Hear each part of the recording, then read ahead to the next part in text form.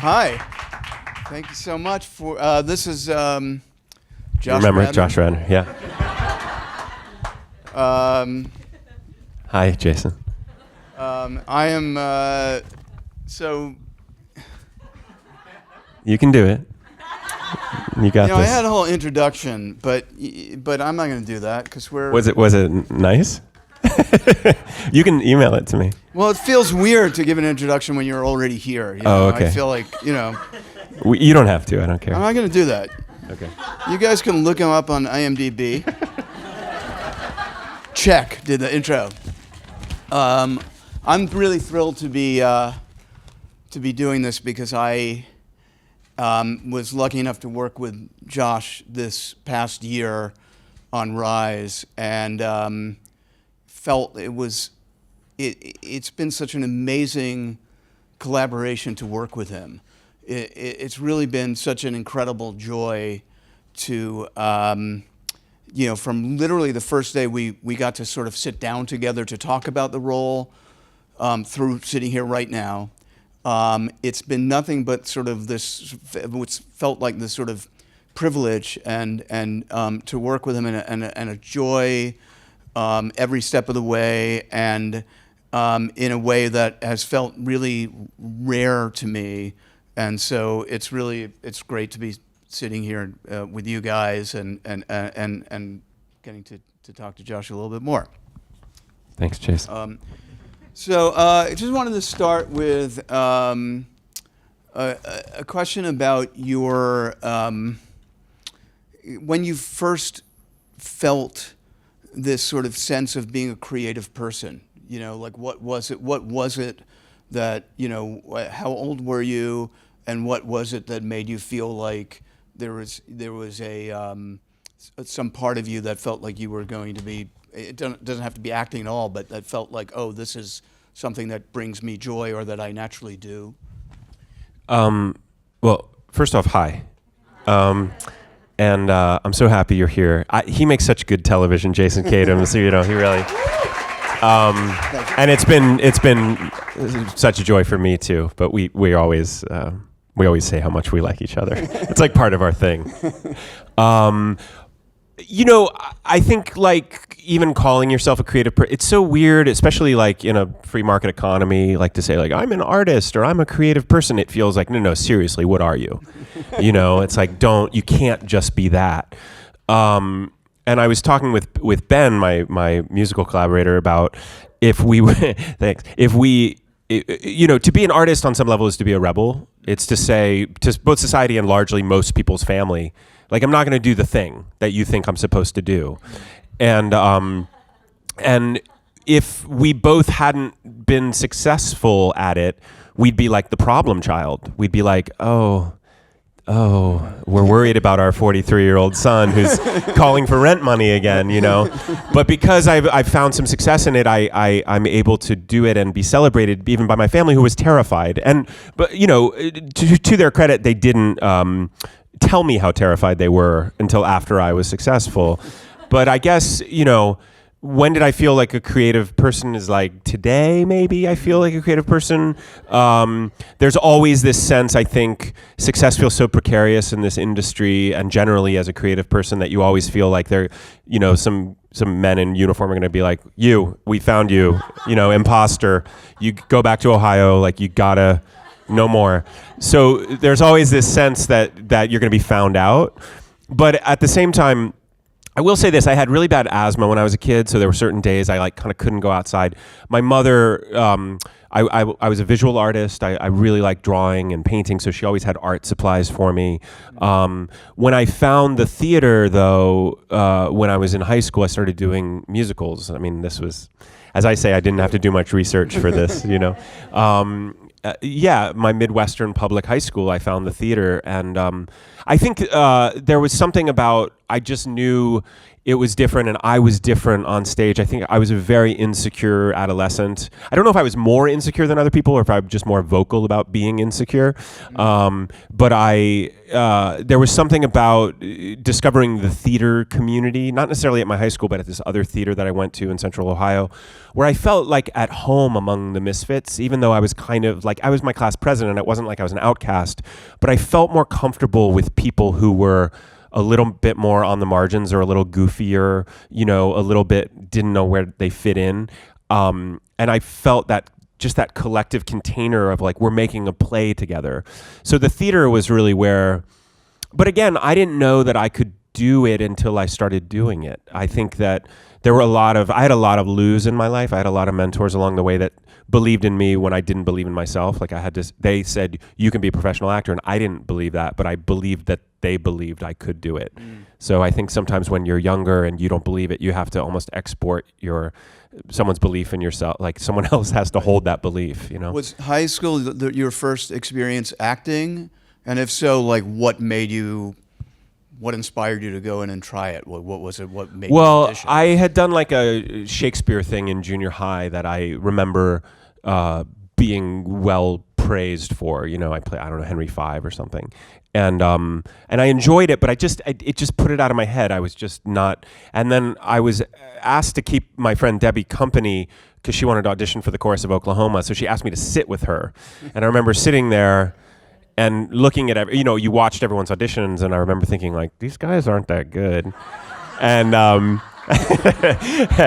and then they pointed to me and said, "Are you going to audition?" And it was like someone pulled me up by the collar, and the next thing I was auditioning, and I got Will Parker, one of the leads, and Oklahoma. Did your friend get cast as well? She got cast in the chorus as she wanted. Okay, as she wanted. Okay. But it wasn't the next year. I did. I played the. I want to know about that relationship. You and Debbie. Me and Debbie. We're cool. We're cool. Okay, we're still friends. Okay. Yeah, she's in San Francisco, not an actor. Okay. But the next year I did Cabaret. I played the MC in Cabaret, and that was tectonically shifting in my life. There was something about, for whatever reason, I knew how to like have a cane and kind of like fake a soft shoe or something, and I just imitated Joel Grey, and that was my performance. But it really, there was a guidance counselor, Donna Oreski, who Saturday night after the show, she just came up to me and said, you have to come to my office first thing Monday morning. And she didn't even say good job. So I went to her office before homeroom, and she said, you need to promise me you'll never stop acting. She said, even if you become a lawyer and do community theater, you have to keep acting. And I was like, okay. And she died a year later. And so I always felt like she kind of whispered this sacred thing to me and got this promise out of me. And, it was, this story. I wrote about this. But it was, I had people just pull me aside at pivotal moments and say like, hey, I went to Vassar and did an apprentice program at New York Stage and Film, which is a theater I still work with. And there were 60 apprentices, and I ended up playing the Scottish King. I don't think we can say that in here, can we? Yeah. But, I had Jane Kaczmarek and Peter Frechette and these actors that I just loved would pull me aside and say, like, not everyone here is going to be a professional actor, but you can do it if you want, So I just had these people whisper at me at the right moment, So I want to also ask you about, you achieved this incredible fame on this TV show. Which one are you referring to? Rise, of course. Rise. No, How I Met Your Mother. Oh, that one. Yeah. It must have been such a huge, like, life change and game changer. I'm just curious about how it sort of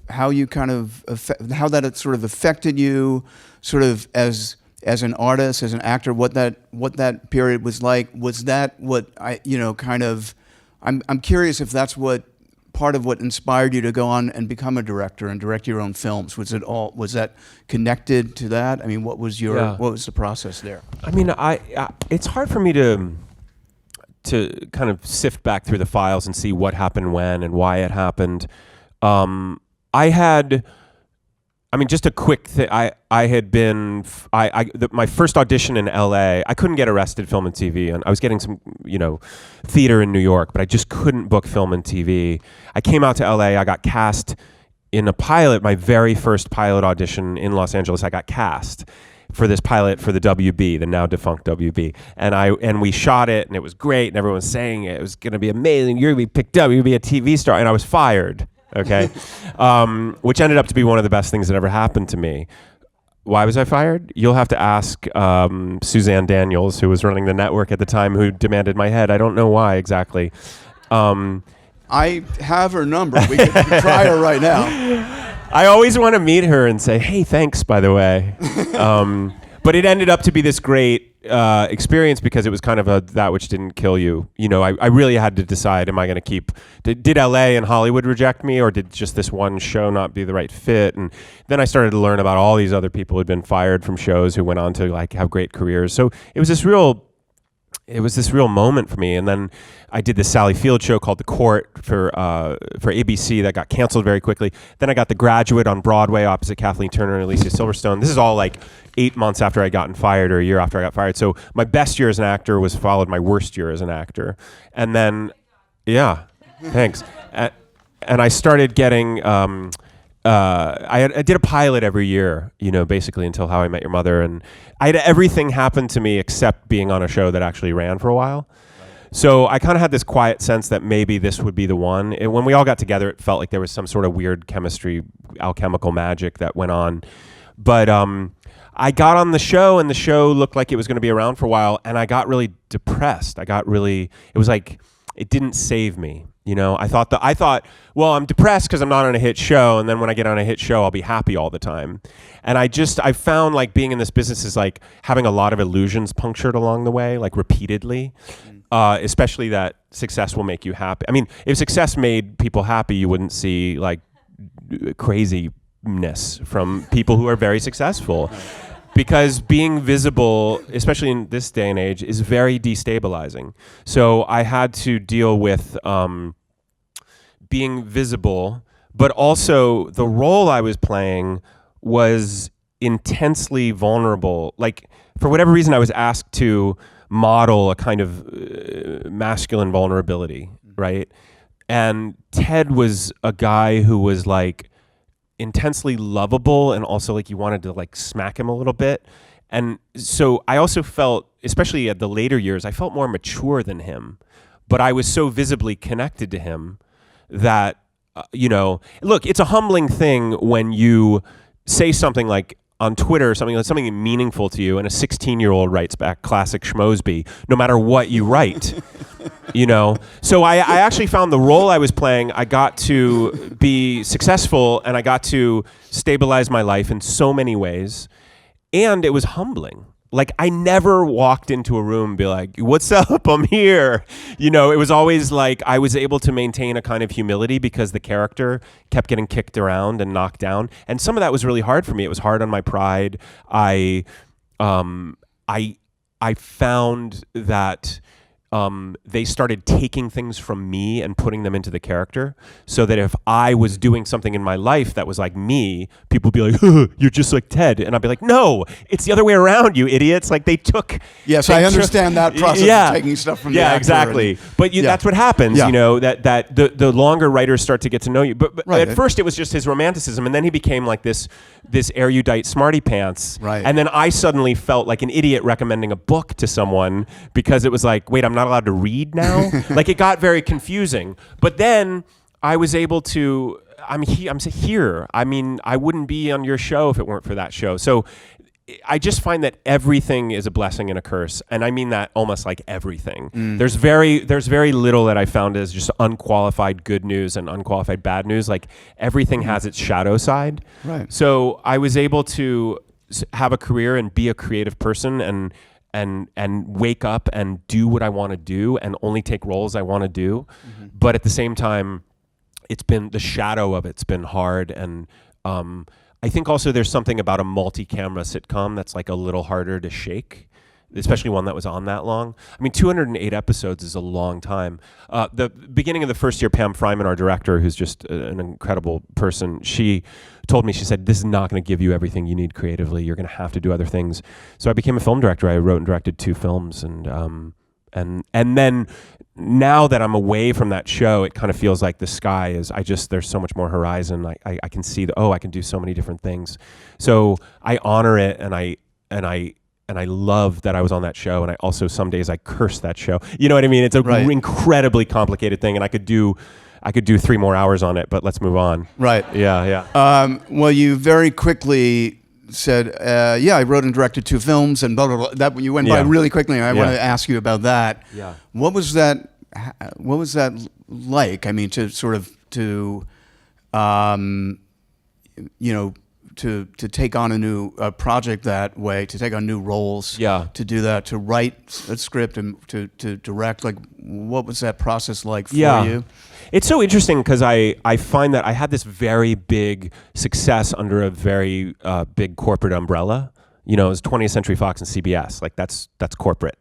But my other careers have been very DIY, indie kind of spirit. You know, the music I'm making with Ben, the films I've made, they were very low budget. We shot them in 23 days. There was no kind of corporate parent involved. So I actually now see that my skill set is perfect and wonderful and use all of it's usable as a film director. I didn't know that at the time. When I said yes, I had many nights of, panic, and I was convinced. The thing I found is I get really scared of the anticipation of something, but once I start working on the nuts and bolts, one foot in front of the other, I get okay. So once I started prepping the film and actually getting my team together and hearing from other people and realize, like, oh, I don't have to design this set. I don't have to light the thing and pick the angle. I get people who I trust to do that, and I talk with them and collaborate. And I just love the collaboration of film. I love the organism of a film set. But I remember the first day of Happy Thank You More Please, my first film, I had no idea what I was doing, and I was largely the DP, Seamus Tierney, was kind of directing. The second day, I kind of started trying to act like a director, but I wasn't doing it that well. The third day, my AD pulled me aside and he said, you keep saying hold the roll when you mean keep rolling. And he said, you got to get the terms right or the crew's going to lose faith in you. Right. So I was like, okay, get the terms right. Because as an actor, you're like, you hear hold the roll or keep rolling, but you're not really thinking about what it means, right? Yeah. So, and then the fourth day, something happened to me where I went, oh, I get this and I think I love this. Like, it was like I just settled into it, and from then on I was okay. Right. And that doesn't mean I didn't have hard days or hard moments or worry we were going to make our day or not. Like, all of that happened, like all the crazy first-time director stuff, it all happened. But I had so much joy doing it. I had my real joy, though, in the editing room. I didn't realize that, like, there's the part of my brain that, like, loves crossword puzzles. That's another thing they stole from Ted. It's like, I always had a crossword puzzle, and they'd be like, just do it in the scene. Which I was happy about. But the part of me that wants everything in its right place a little bit, like, I love the edit. I love constructing a story. It's the same as songwriting. I love rhythm. I love when things drop in and you're like, that's where that belongs. So I found the whole process of being a film director to be thrilling. I have other films largely ready to go. I've just been acting, so I haven't been able to do them. Yeah. So once you have done that, where you've written, directed, started and produced your film, what is it like to go back to acting where you're not, you don't, is it weird then to feel like, do you feel like a loss of control? Do you feel like, is there a comfort level to just say, I just have to do my one job, or how is it? I suppose, to use a music metaphor, it's probably like, I heard that David Bowie produced Iggy Pop's first album and then went on tour with him for 18 months as his keyboard player. And he was already David Bowie, but I think he was like, no, I want to be around this guy. So I'm going to, and I think, like, you can go back to being a session musician a little bit, which is, or you can do that. And I probably overstep sometimes as an actor. I don't know if you felt that. You can speak to that. But I mean, you can tell that. No, actually, I didn't. I actually did not. I thought that you were incredibly, because I didn't know that going into it, because I knew you were a writer, a director of films I really liked, and I didn't know if it would be, if you felt like you would sort of, if it would feel like you would want to be more in that. Sometimes it's actually a relief. Like, oh, I just have to act today. That's what I'm going to focus on. Right. And there's something nice about that I knew you brought in like amazing directors. Like I wasn't worried they weren't going to be able to throw this thing together. You know what I mean? I think sometimes you can get a little control freaky. I remember when I was doing a play at Baltimore Center Stage, one of my first jobs out of NYU, and it was during tech. And I always liked sitting in the audience during tech when it all comes together. I just love that process. And I just remember looking up and being like, I hope they fix that light, you know? And then I thought, that's not my job. But it was the first time I thought, oh, I actually am worried about the light. Like that, I actually like hovering over and seeing the bigger picture. But sometimes like I said, there's a nice thing of like, oh, I'm just an actor today, and that's not, and I've been doing it. I've acted more than I've directed, so it's actually an easier thing for me to slip into. Right. You know. Right. I just wanted to ask you a question about your process as an actor. You exude this incredible calmness. You really have a sort of a Zen calm I'm not talking about what you're like on screen. I'm talking about your process from what I've noticed, like being around you on set. I feel like you're almost in a sort of a Zen place at times, and I was wondering is that true? Do you really? Are you calm, or are you like focused, or are you like? Or is it all just stuff going on inside of you when you're doing when you're acting, or have you know? It's nice that I'm giving that That's how it impression. comes across, yeah. I mean, for Rise, I found that the best thing for me to do, and this probably is true always, but I just found the best thing for me to do was be really relaxed and available. So one of the things I did, and feel free to do this because I almost want to write about how powerful this was for me. I didn't bring my phone to set. And it shifted something for me. It really shifted something for me. Because in the later seasons of How I Met Your Mother, the thing about series television, especially probably on a sitcom, it gets easier the longer you do it. You're a band, you know how to jam, right? And you're not even thinking about it. So like when they called cut, we were all like, you know, and I there were some days where I couldn't even feel my feet. I just wasn't there. And there was something about, with Rise, I just got the idea, why don't I not bring my phone to set? I brought my guitar to set. So I would sit there and just kind of noodle on the guitar. If anyone wanted to talk to me, I would, or I'd work on lines with the script supervisor. But there was something about not hemorrhaging all that energy on like what was going on in the outside world, and I was just present. That really helped me. I also worked with a couple actors who I just stole their on-set demeanor. Like Sally Field was a really interesting person for me to work with young because she was so focused and unfidgety and unneurotic, and just when the cameras were rolling, she was just so present. I did this show called Mercy Street on PBS for a couple seasons with Mary Elizabeth Winstead, who's an incredible actor, and I found her on-set demeanor to be, she was just like, she would sit there. She was never on her phone, as far as I remember. She would have a conversation if you wanted to. She wasn't like in character and don't bother me. She was available to a conversation, but she just seemed like she was staying in the thing. And I found I'm distractible, and I sometimes want to not be where I am. Right. That's why I meditate and try to work at it. But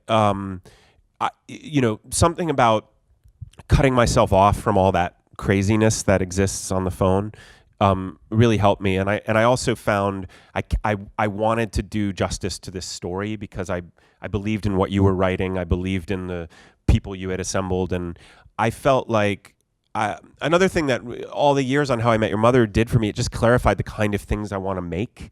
Like if I can choose, I'm really careful about what I'm lending my voice to as an actor, certainly as a writer director. But there's something about, I just feel like we have to sift through a lot of toxicity in our society, and I just believed in this show. So I wanted to do my best, like in the purest, stupidest way. You know. What was your way into Lou? What was your way into playing this character? Was it modeled on somebody, several people, and what was when you were first sort of trying to find who that was? I had this wonderful acting teacher at NYU called Ron Van Loo, and he used to say that a character is a 50% meeting of you and the character. So I always think that's like a really nice equation, that 50% are like the given circumstances of this guy, like Pennsylvania teacher for 17 years, married to his college sweetheart, 3 kids. Like, that's not my life. But there's other things where I said, okay, we're both around 43. I've been acting about 17 years. I felt like I was in a rut. I felt like I needed some new inspiration. I felt like I needed to scare myself and do something crazy new that I didn't know how to do. One thing that Lou does that I have done repeatedly in my life is I learned on the job. Like, I didn't know how to direct. I learned how to direct films by directing films. I'm learning how to play guitar by playing guitar in front of paying audiences. Like, it's crazy. I don't recommend it necessarily, but I'm learning how to do these things as I do them. And I respected and honored Lou's chutzpah in just like, doing a Hail Mary pass and saying, like, I need something here. I'm not going to leave my wife and buy a Corvette and have sex with my secretary or whatever. Like, season 2. Yeah. But I understood that kind of early midlife discontent, or is this it? I need something. And when he says to Gail, he actually says, I need something. I have had my version of I need something. And I found, like I said, when I played Dr. Foster on Mercy Street, he was a 19th century surgeon. He was morphine addicted. He was from a slaveholding family, but he was he was fighting for the North. Like, all that, I had to do so much research, so that wasn't my thing. But with this guy, I really understood him in a way that I didn't even have to have that many conversations about him. I just understood it. And I will say, I used to think that actors, when they would be like, no, I'm so dropped in, it's like he's become me. I was always like, knock it off, But the longer I've been doing it, I realized that the on-set dynamics start to, if you do a play or something, like, everyone takes on the role of their thing energetically a little bit. And I don't know if I told you this, but around episode 7, the episode Pete was directing, I had like a panic one night, and I thought, I am blowing this. Like, this was an opportunity I really wanted, and I love it, and I'm pretty sure I'm blowing this, and I'm not giving a great performance. I'm giving like a B- C+ performance. That was what was going on in my head. And then I stopped and I realized, oh my God, this is the episode where Lou freaks out and thinks he's ruining everything. And I realized how close I had gotten with the character, because I had personalized it to the point where I was exactly where he was in the story. I was just making it personal. Right. And then I thought, I might be giving a really good performance because I'm actually super dropped into where this guy is. Right. Wow. Yeah. That's fantastic. I wanted to ask you about working with actors. Like, I love watching your scenes with Rosie Perez. There's such incredible chemistry. One of the things that I loved in being able to cast both of you is that, it's a drama. It's not a comedy, the show, but when you have 2 incredible comedic actors in dramatic roles, it's just such an amazing thing for those scenes and for the show. And I feel like there's just you always find moments, even in the most serious scenes, you always find these moments of lightness, of grace, of humor. And I just wanted to know about, how that developed. Is that something that just happened organically and naturally? Did you have to find how you each other worked? What was that like? Do you mean specifically me and Rosie on Rise, or like finding comedy in? No, I'm actually thinking about that. The scenes with you and Rosie. Yeah. You can answer anything that you want to answer, by the way. Well, I mean, I think that Rosie is. I just adore her. By the way, I mean, I think she's. One of the great things about having a career that brings you to different projects is a lot of times you get to work with all these people that you grew up watching and admiring, and then they become your friends. Right. And it's very wonderful and weird. And I can't recall a time where I didn't know Rosie Perez, in my So I think that if you watched us off screen, I grew up with sisters, so I didn't have a lot of teasing growing up. I had to learn how to be teased as an adult because I was always like, why are people picking on me? But that was another thing about Ted. He got picked on so much that I was always like, stop it. But Rosie's like, she's so from Brooklyn and she's so just busts your balls all the time. And I realized after a while, I was like, oh, this is how she loves me. Like, this is how she shows affection. But then every once in a while she'd drop it and we just have these, I mean, she had a hard year and we had really deep moments together. And I really call her a friend now. Same with Marley too, you know. But I think a lot of our dynamic in some ways was forged off screen. And then we brought it on screen. But a lot of this stuff is like, we didn't talk about this. This is just that weird stuff that starts happening the longer you're working with someone. And I think she, I don't know. I don't know where that stuff comes from. I think that part of that is casting. That's actually you know, having an instinct about who will work together. And everyone just works together in this thing. I don't know. A writer told me that you can tell you have a good show if you can think of any two characters and put them in a room together and you could find the scene. Right. And I kind of feel that we have this, there's lots of places. Yeah. And I never really thought of myself as a comedic actor. I just knew I could do comedy. I just thought it was like a tool that I had. Mm-hmm. But then I was on this big comedy for so long, and I always think it's interesting that comedic actors, you assume they can do drama, but you don't always assume dramatic actors can do comedy. Right. So I remember at NYU that when we did the showcase for the agents and casting directors, I always learned, like, do comedy, because they'll assume you can do drama, but if you do Tennessee Williams, they don't know that you can do comedy. Right. You know?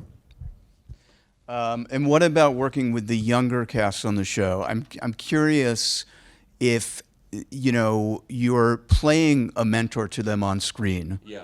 Does that mirror the actual relationship, or is it more like actor to actor? Some of those, a lot of those young actors who are wonderful had never acted before a camera. Yeah. I mean, they've done some stage stuff. And so what was that relationship like? Well, the first thing that was weird was, I'm sure some people don't understand this. You're the young person until one day you're not. And you're like, wait a minute. How did this happen? Like, all I did was not die. And suddenly everyone's like, Mr. Radnor? And you're like, what the? Like, I got to that table read and I ended up taking the train downtown with Ted and, a bunch of the other people. And they were so nervous around me. Right. And I realized, like, oh, they grew up watching me. Right. I'm like their weird Sally Field or whatever. I mean, not exactly, but you know what I mean. And that's kind of why I wrote liberal arts, because I went back to Kenyon, my college, to show my first film, and everyone was calling me Mr. Radnor and being super deferential to me. And I was like, I was just at the keg. What are you talking about? This doesn't make any sense. So I find the process of aging generally to be weird, but it's also weird in the business because you play, like, I'm playing a father, I let my gray temples show, and it's just, I was suddenly the veteran, and I was the one who they were studying about how to be on set. That was another reason I didn't want to be on my phone all the time, is because I thought all these young people are around and I don't want to be the distracted guy who's not really present. Right. So I found that naturally.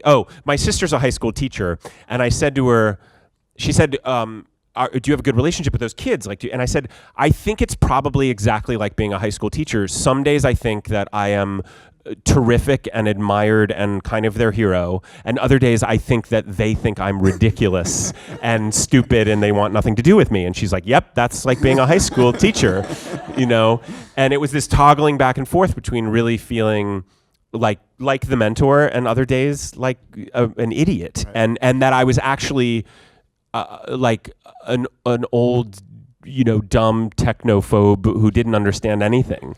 Like I it was very strange, but there were some days where certain one of the kids pulled me aside and said, do you ever get really tired on set? And I was like, yeah, all the time.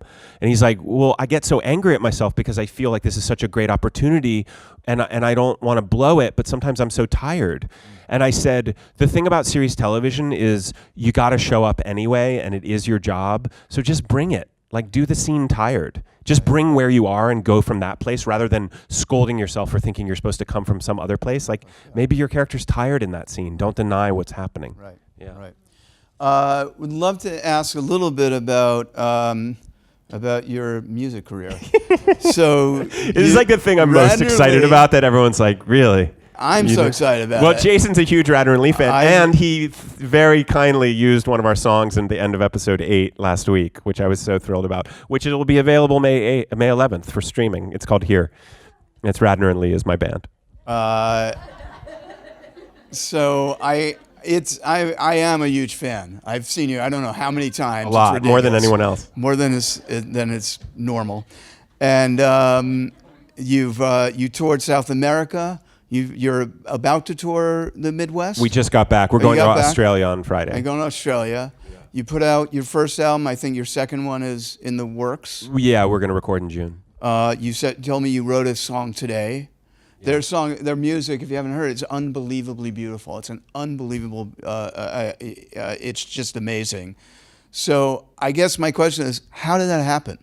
How did it happen? How did that start? What was your impulse to do it? Well, it's Ben Lee, who's an Australian singer-songwriter. He's a very dear friend of mine. We've been friends about 13 or 14 years. And we've been talking for years about writing a song together. It had never happened until 3 years ago, 2.5 years ago, 3 years ago. We just got together and wrote a song. And it happened so easily and effortlessly, and we got together the next week and wrote another song easily and effortlessly. And he was like, let's make a record. And we started playing it for friends, and friends liked it, and then we started playing it at Hotel Cafe on Cahuenga, and people started showing up. We put some stuff online. We started doing Facebook Lives that would get 80 or 90,000 views. We did a Facebook Live for some Brazilian website, and there were so many, comments in Portuguese that a Brazilian promoter reached out and said, I think I can put together a tour for you guys if you want to come down here. So we did 5 shows in Brazil. We played to 1,200 people in Sao Paulo. I was super nervous. I was like, they're just coming to gawk at a guy who was on TV, and they're singing all the songs, and it was unbelievable. So that kind of expanded our idea of what it could be. Our songs are actually in some ways bigger than the first album because we have an idea of maybe playing to bigger crowds, Right. But the other thing is, it's just super pure. Like the idea of hey, you just got done on a 9-year run on a hit TV show. It's really, you should probably start an indie singer-songwriter band with your friend. It's like, it doesn't make any sense. It's not a good career move. Right. And the actors with side music projects is kind of a genre littered with shame. So I'm aware that it could be dismissed, but I really think we're writing good songs. Mm-hmm. And I started playing guitar about a year ago. So now we're a 2-guitar band, and I take it very seriously. And my fingers are all calloused. And I take lessons every week. And I've always loved music so much, so deeply. But I didn't realize that I wanted to be doing it. I just thought I wanted to enjoy it. But now that I'm doing it, it feels, it's like falling in love with a language, and you're like, I'll never be able to speak that. And then suddenly you learn it, and you're like, it's so joyful. So we're just. Ben's never had a proper collaborator, and there's something about, we just keep saying yes to this thing and going deeper with it. Yeah. And this music's coming out, and it's just a joy for me. And the other thing about being an actor, I know you gotta have permission to act. Yeah. You can't wake up and be like, whew, I'm going to act now. You got to get people with you. You got to have a container. You got to be invited. The thing I found about writing, and I just consider music writing, it's still writing. I'm just writing 3-minute stories instead of 90-minute stories. Mm-hmm. I don't need permission. I can wake up and I can do that. And it makes me feel useful in the world. And it makes me have some agency in my life that oftentimes actors don't get. Mm.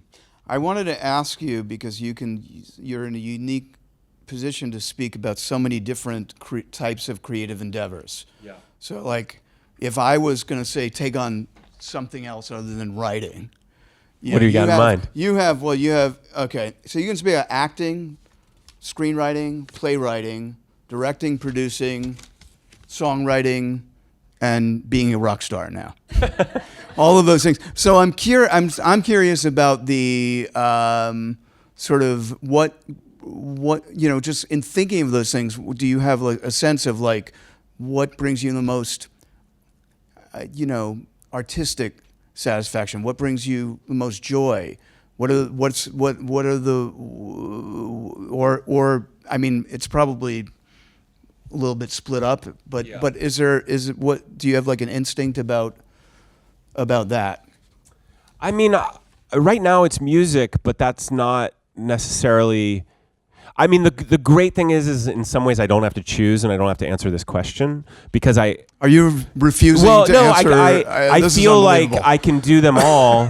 And you know, when I'm doing a comedy, I want to do a drama next, and when I'm doing a drama, I want to do a comedy next, right? So when it's almost like I'm reading this biography of Lou Reed, which is amazing, by this guy Anthony DeCurtis, and he really his records were always a response to the record that came right before it, and like he would try to tank his career with like an album like Metal Machine Music, which is literally just like droning nothingness, and he was trying to get out of a record contract, so he just made this record that's like unlistenable, like you can't listen to it.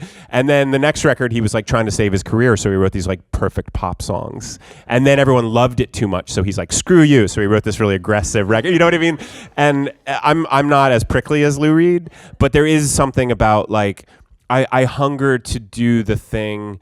Like after How I Met Your Mother, it was like, okay, single guys looking for love in big cities. I'm not doing it anymore. Like I thoroughly explored it, right? Yeah. So my whole MO around looking for roles was like, if it smelled too much like that, I wouldn't do it. And so I think that it's hard because you get rewarded for something, and then people want you to do more of it, but you have to be the one to scare yourself and to risk alienating maybe, say, fans or people that don't believe in you or think you can do it. You have to be the one to be like, no, I can do this. And the careers I admire the most are the ones who kind of destroy what came before it, not in a violent, aggressive way. They still honor it, but they're saying like, no, I'm going to be doing this now. Mm-hmm. You know, you can almost feel that in like, the way John Hamm, like the way he dealt with Mad Men was he's like, I'm going to be on 30 Rock and SNL and I'm going to be hilarious because I don't, I do that and I smoke and I'm serious and then I have these other muscles that I need to flex. Mm-hmm. So it's more about, I think, just staying alert and alive to risk and the possibilities and, scaring yourself creatively is kind of the secret, but it's terrifying. You're going to lose some sleep over it. But to me, it's the only way to go, I think, yeah. I wanted to ask you, one of the most, moving things for me about doing Rise was this Rise America program that we did, which was the NBC gave out these grants to these high schools throughout the country. And it was really to the theater programs to help support them. And it was really such an amazing thing to be part of. And we got to go to a few of the high schools to present these grants. And then we would, after we did that, Josh and there's one particular I remember where Josh and Rosie came and talked to the students there. And when they were talking to the students, I was just looking at their faces, the beaming faces of these students, looking at Josh and Rosie. And I realized that this was so much bigger than the $10,000 grant that they got. This was so much more meaningful, seeing what it meant to them, that Josh Radnor and Rosie Perez felt it was important enough for them to come to them and talk to them and tell them about their process. And I remember somebody asked you, one of the students asked you this question. I loved your answer so much I wanted to sort of ask you about it, which was they asked you how you got to achieve your dream. And you said the first thing you did was to not call it a dream. And I loved that, and I thought I would love you to talk about that, what you mean by that. Yeah, someone said that to me. I don't know if it was before How I Met Your Mother or around that time, but a high school friend said, I how wonderful that you're achieving your dream. And I said, I don't think I called it a dream. And I realized how powerful it was for me that I never put it in some sort of cloud-like, misty horizon, like, oh, wouldn't it be great if? Like, the way I went about being an actor was once I decided I wanted to be an actor, I was like, what school do I want to go to? Okay, my dad doesn't want me to get a BFA, so I have to go to a BA. What is a liberal arts school that has a good theater program that I could do theater all the time but still take philosophy to, make my dad happy? And okay, there are these summer theater programs. Okay, here are 3 I really like. I think I want to go to this one. Now I need to tell my dad so he can pay for it because I don't have any money, So I made up a list of like, this is why I want to go and this is why I think you should pay for it. And then I did another non-equity theater program, and then I got into NYU and I got an MFA from this school that I thought was the best one for me.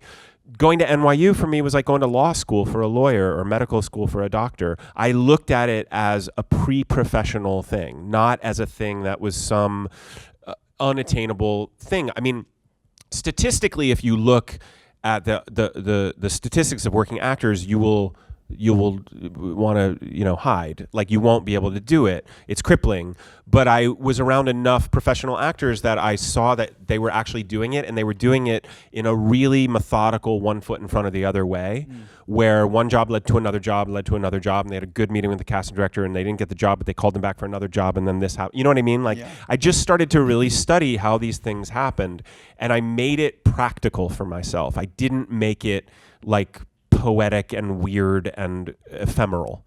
I grounded myself in the particulars of how to do it. I mean, I remember when I was in NYU, I would go across the street to Shakespeare and Company, and I would read like the New York Agent book and how to talk to casting directors. Like, I just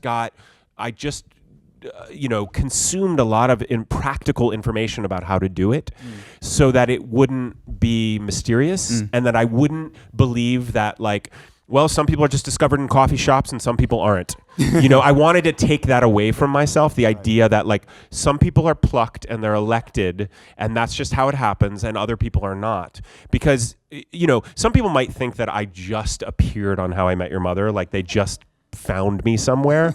I had 1,000 auditions I didn't get. I could tell you what all those days of nothingness were like, or all those days of bad auditions or good auditions that I didn't get. I mean, I could tell you how I did each thing and how I got there. Most people don't see that. And it's maybe boring to people who don't care about that stuff. You guys probably care about that stuff just because you're on a journey, But it requires a lot of, like, just what does Ben call it? Sweat equity.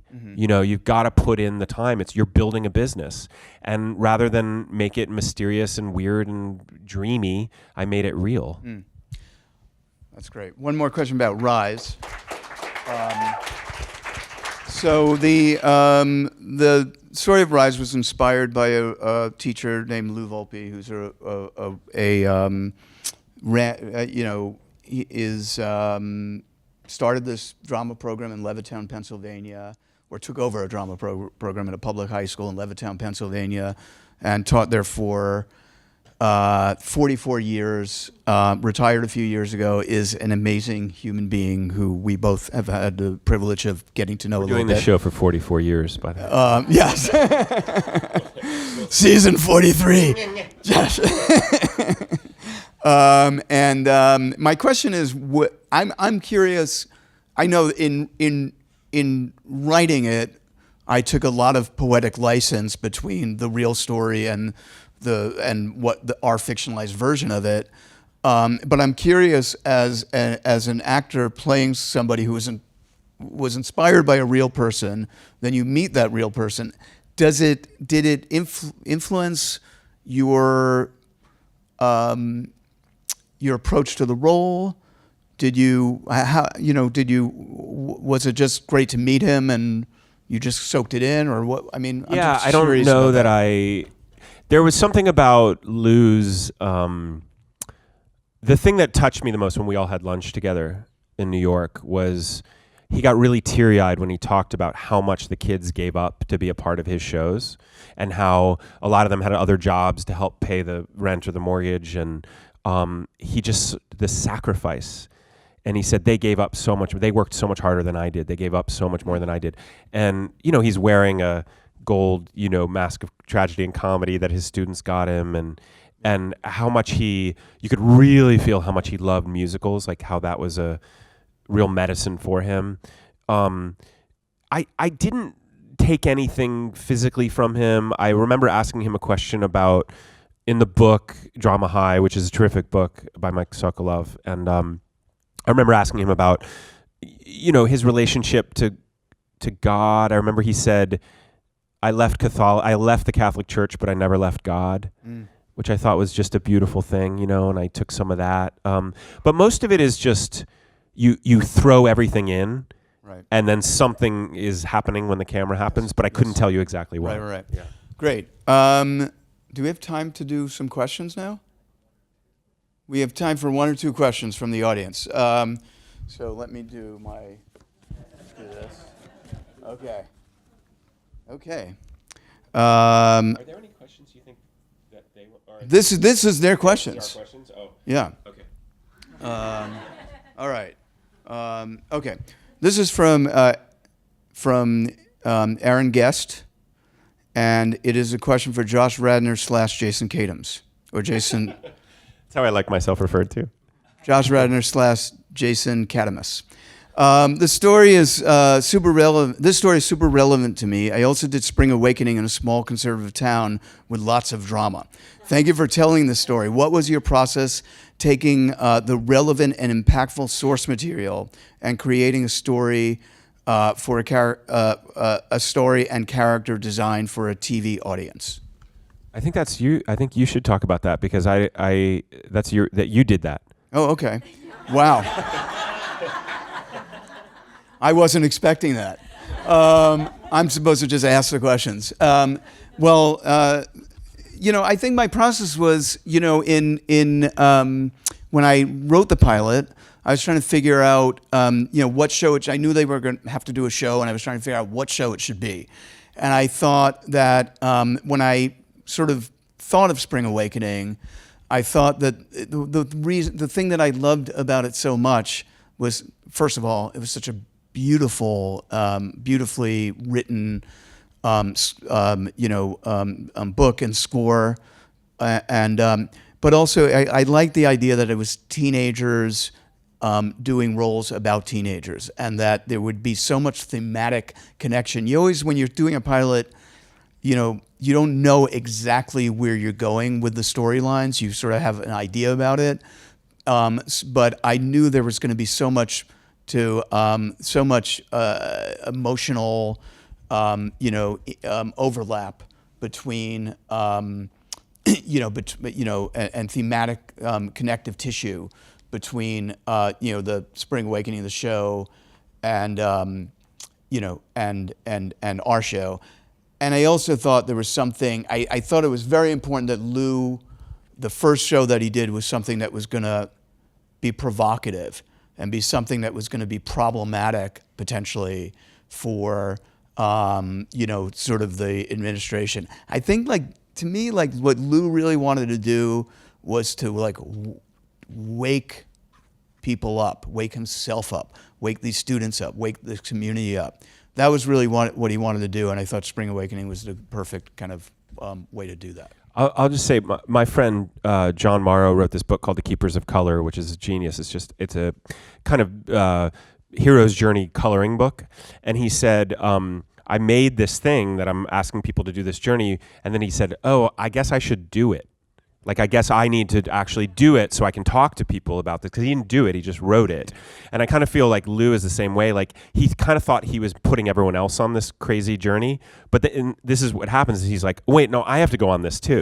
Yeah. I have to do this, I have to take this on, I have to freak myself out and get scared and lost. Right. Yeah. Yes. Yeah. And then this is from Anne for Josh. How did you get involved with this project? I got an email from my agents saying that Jason Katims wanted to meet about this show, which at the time was called Drama High. And we met. And I thought that he would be meeting 10 other guys or something, but then we had such a great meeting, such a terrific, easy meeting. It felt like meeting a friend, And I said, well, what do we do now? And he said, you show up at your costume fitting. And so I walked to my car where's the offer? I'll be getting an offer within the hour. And then it was almost a week. Right. You bastard. It was like, and That's not it me. didn't take, it took so long that I had to let it go. And then I was having breakfast one morning and it said, you're getting the offer on Rise. And I had kind of detached from it because I was angry at you. And then I was so happy to get the offer. And then we came to New York, and I'll just tell this story real quick. We did this table read at 30 Rock in this blizzard. Like, I was late, a couple people. It was a blizzard last March in New York, and Tom Kitt, who's the musical director, who's also a brilliant composer, Next to Normal and all these other shows. It was pounding snow, and everyone's feet were wet, and they started singing. Well, first they sang a little from Grease, and then they started singing the songs from Spring Awakening, and just it went through the room like, oh my God, this is a special show. Like, this is really incredible. It became very real to me in that moment. Right. And I realized that, that's how lives change. Is like, you get an email like, hey, Jason Katims wants me. And I'd been such a fan of yours for so long, really. You always made the kind of shows that as an actor, I just wanted to climb inside the television set and be like, I want to be in the world. I'm here, So thank you for picking me to do this. Thank you. Thank you, guys. Thank you, Josh Radnor. Thank you, Jason Katims. Thank you, guys. Thank you. Thank you. Thank you, everybody.